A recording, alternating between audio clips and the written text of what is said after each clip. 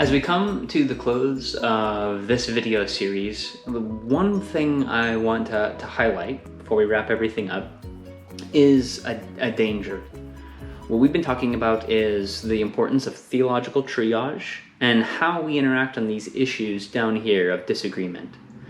What I want to take one of these last videos on to think about is the danger of taking one of these issues down in the lower categories of decide or debate and elevating them up higher than they should be.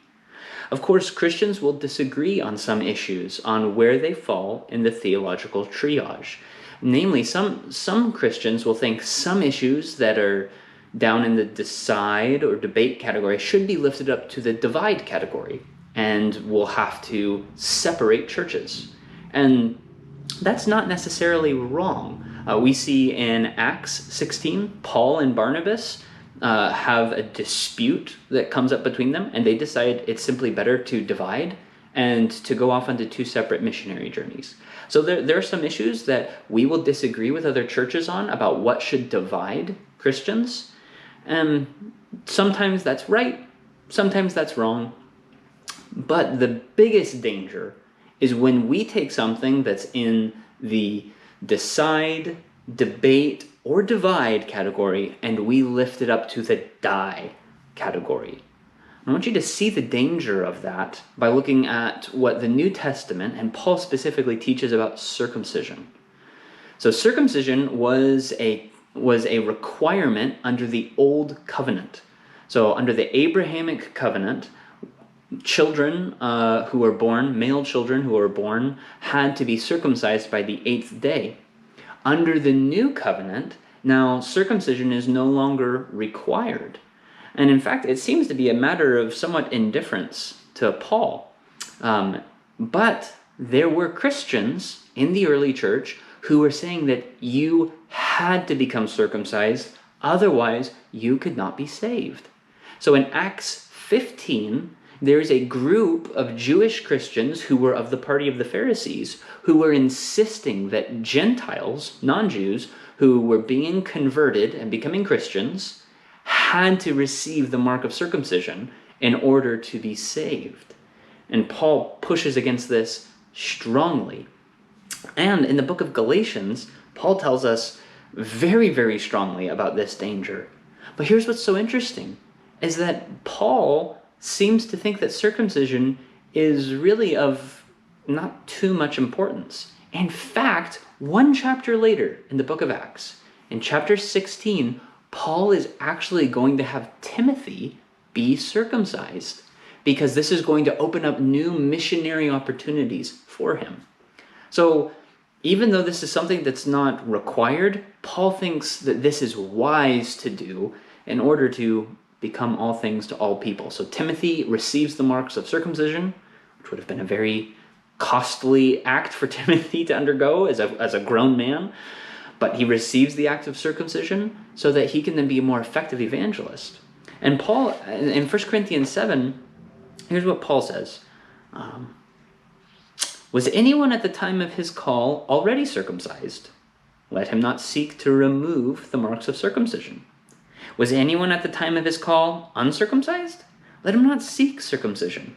For neither circumcision counts for anything, nor uncircumcision, but keeping the commandments of God. So circumcision is a matter of indifference. It is no longer required for Christians.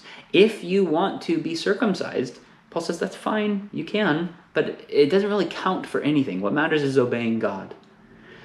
But as soon as people in the church begin insisting you must be circumcised, otherwise you cannot be justified before God, Paul reacts strongly. So in the book of Galatians, chapter 5, here's what Paul says.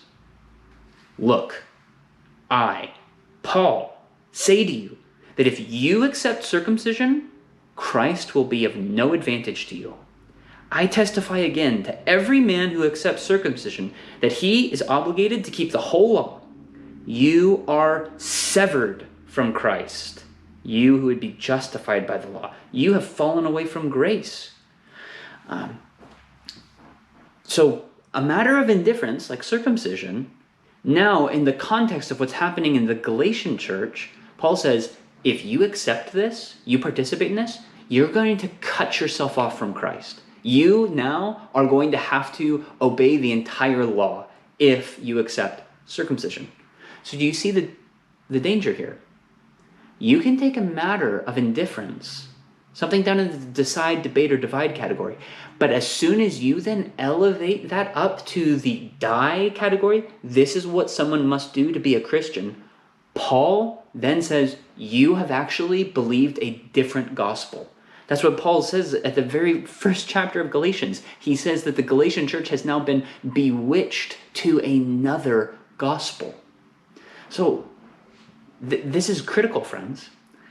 When someone wants to take an issue that Christians can disagree on, like let's say the age of the earth, or how a Christian should view politics today, and when we take those issues and we officially or unofficially elevate them up to the point of die and say, if you don't agree with me on this, you're not a Christian. What we're doing is we're actually fundamentally changing the message of the gospel. And that, Paul says, is going to lead to us being severed from Christ. So before we lift something up to the die category, we need to be crystal clear that the Bible teaches this definitively without question. And so we should be very, very careful, particularly if there's an issue that many good Christians disagree on.